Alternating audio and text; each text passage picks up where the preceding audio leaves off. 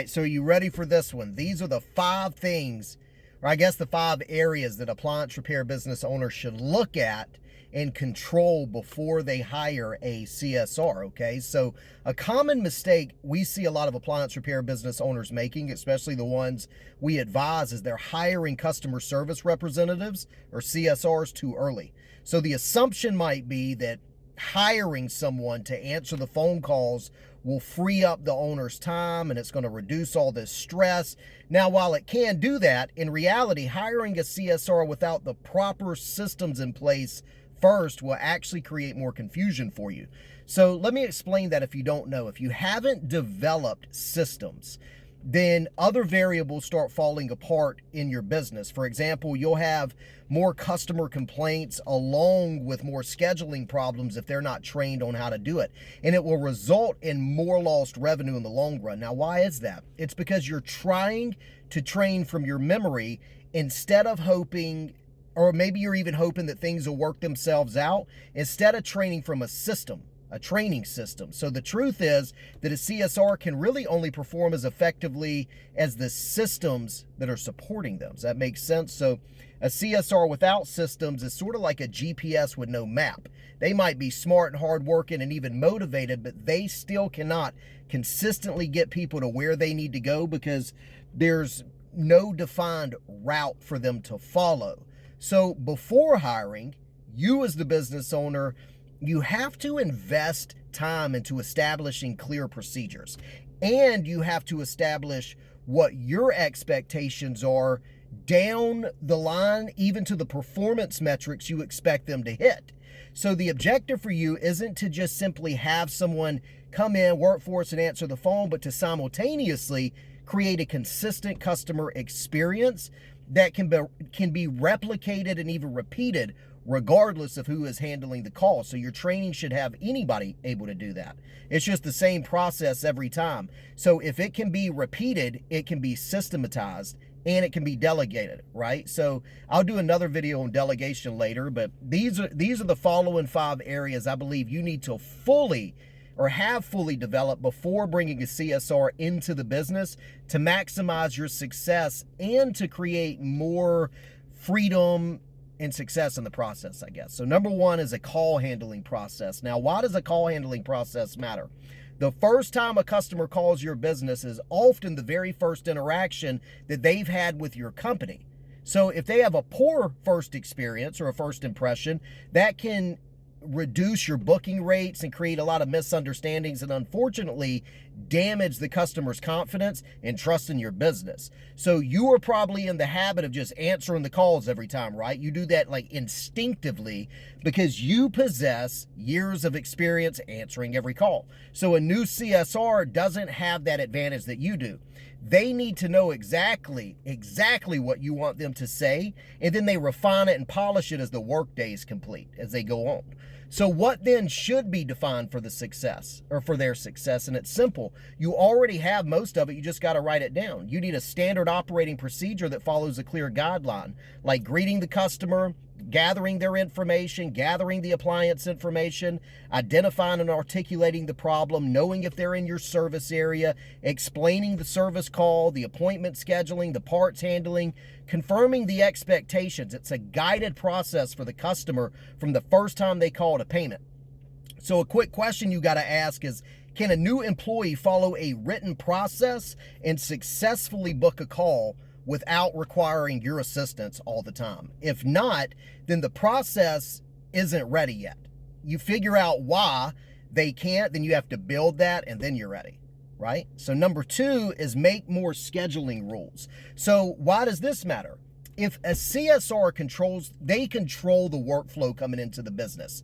They are almost like the tour guide on a small cruise, if you think about it. If you have poorly scheduled days, it can destroy your technician's productivity. At the same time, it will increase more windshield time, create a lot more frustrated customers, and it's going to reduce your profitability. So do not assume that scheduling is simple until your growth exposes your inefficiencies. Routing is how you win your day. So what are some of the scheduling rules that you need? Scheduling rules should include your service territories, your tech travel time, maybe the technician's assignments, the priority of the job, emergency procedures. It should have your callback scheduling, your capacity limits. And then you ask this question: can two different people inside of your company schedule appointments and arrive at the same outcome? Now, if not, then scheduling is still dependent on the individual or the individual's judgment rather than a system. So if yes, you will begin to reach levels of success you ain't never attained before in your business if that thing's handled. Number 3 is you got to have great customer communication or great customer communication standards. It's very important to focus on this because the reality is that your customers will become frustrated if your expectations are unclear. So the complaints you'll get won't be caused by the repair itself. Instead, it will be caused by a disconnect between what the customer expected and then what actually occurred. So the CSR is responsible for establishing those expectations before the technician arrives.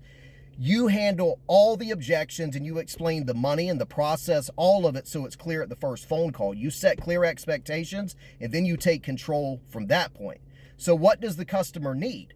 The customer should clearly understand your diagnostic fee, your trip charges, the arrival windows, how the parts ordering process works. They should understand how your warranty policies and your payment expectations work, and even your follow-up procedures. So another question to think about here or to ask is, are customers hearing the same message regardless of who it is that's answering the phone? That kind of consistency is what builds trust and confidence inside of your business. Now, number 4 is important because this is the escalation and problem resolution procedure.